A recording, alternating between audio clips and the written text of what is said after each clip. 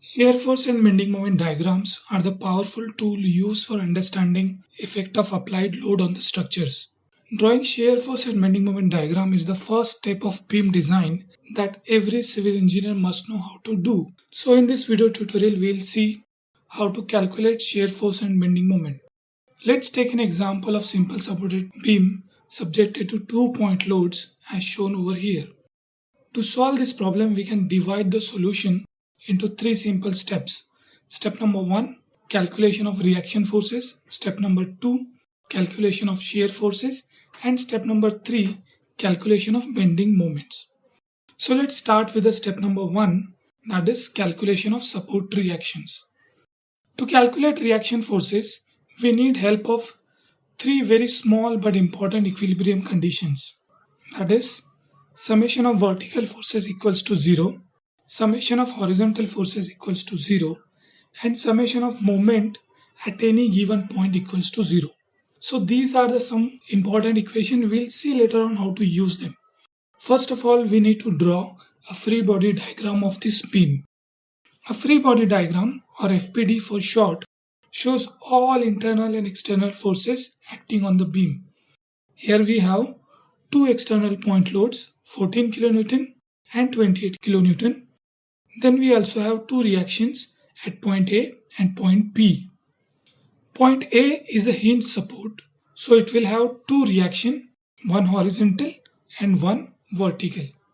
As there is no horizontal or inclined force on the beam, the horizontal reaction at point A will be 0, so no need to calculate that reaction. That means we need only two equilibrium conditions to calculate remaining two reactions. Before we write down any equation, we need to remember sign convention for these forces. Forces going upward are considered as a positive force, while forces going downwards are considered as a negative forces. Now we'll apply the first equilibrium condition, that is sum of all vertical forces equals to 0. So we'll get Ra plus Rb minus 14 minus 28 equals to 0. Ra and Rb both are going upward, so they are positive, and external forces 14 kN and 28 kN both are going downward. Hence both are negative in this equation.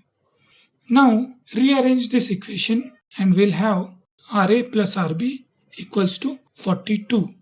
Let's call this as equation number 1. Now apply the second equilibrium condition, that is sum of all moment at any point equals to 0. We can apply this equation at any point, but in order to remove one unknown reaction, we need to apply this equilibrium condition at either point A or point B. So let's apply it at point B.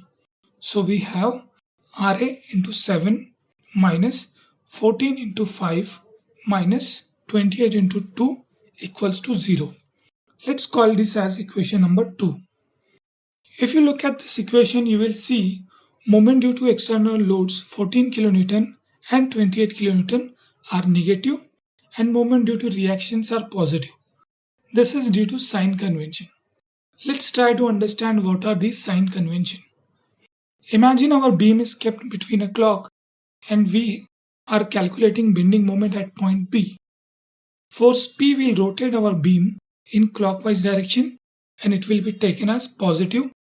Similarly, force Q will rotate our beam in anti-clockwise direction, which is taken as negative. There is one more alternative way to understand this sign convention. All moments that bend our beam in downward direction like this, they are considered as positive moment. And all the moments that bend our beam in upward direction like this are taken as a negative. You can remember any of these two methods for understanding the sign convention. Let's get back to our step number 1.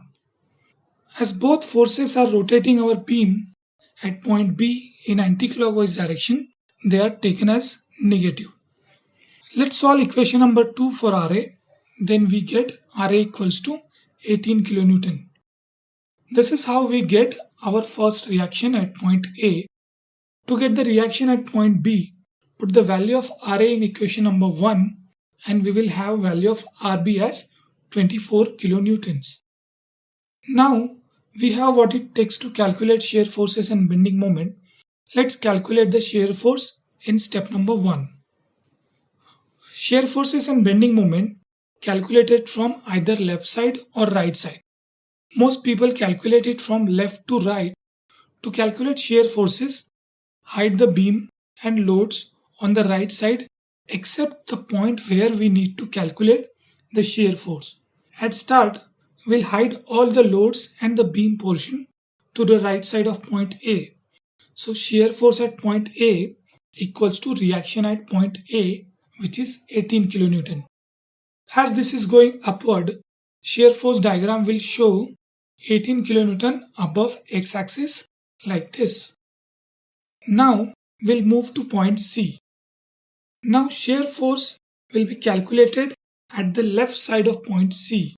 On the left side of point C, there is no force but the reaction at support A. So shear force to the left side of point C is again equals to 18 kilonewton. Now we have reached to point C. There is a point load 14 kilonewton at point C. So shear force at point C equals to reaction Ra, which is 18 minus 14. 14 kilonewton as negative as it is going downward. So shear force at point C equals to 18 minus 14, that is 4 kilonewton. Let's move to point D and repeat the same procedure. Shear force to the left of point D is equals to 18 minus 14 equals to 4 kilonewton, and shear force at point D equals to 18 minus 14 minus 28, that is equals to minus 24. As shear force at point D is negative, it will be shown below the x-axis.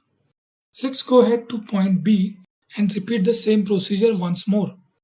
Shear force to the left of point B equals to 18 minus 14 minus 28, that is equals to minus 24, and shear force at point B equals to 18 minus 14 minus 28 plus reaction at point B, that is 24 kilonewton. So shear force at point B is 0. If we don't get the shear force at support as 0, it means we have made some calculation errors. This is how we can calculate the shear force and draw the shear force diagram for any given beam. Let's move to our next step, that is step number 3, calculation of bending moments. Bending moment at a point is the product of force multiplied by perpendicular distance between that load and the point about which we have to calculate the moment. If we want to determine the bending moment at point B due to force F, it will be equals to F into distance between the point B and load F, that is L, and its unit will be kilonewton meters. To calculate bending moment, we'll do the same thing. Hide all the loads and beam to the right side. So bending moment at point A equals to reaction Ra multiplied by 0. Next, that is the value will be 0. Next, bending moment at point C is Ra into perpendicular distance between point A and point C, that is 2 meter. So bending moment at point C is 36 kilonewton meter. As force 14 kilonewton is passing through point C, its moment at point C will be 0, hence not considered at this point. Similarly, bending moment at point D is Ra multiplied by 5 minus 14 into 3, and its value is 48 kilonewton meter. Now finally, bending moment at point B is Ra into 7 minus 14 into 5 minus 28 into 2, and its value should come as a 0 at support. This means our calculation of bending moment is right. This is how we calculate the bending moment and shear force of a given beam. Remember, the example that we have taken is very simple. Understanding shear force and bending moment, it's very critical and it's get complex. In future, we'll take much more complex numerical on shear force and bending moment. Till then, you guys take care.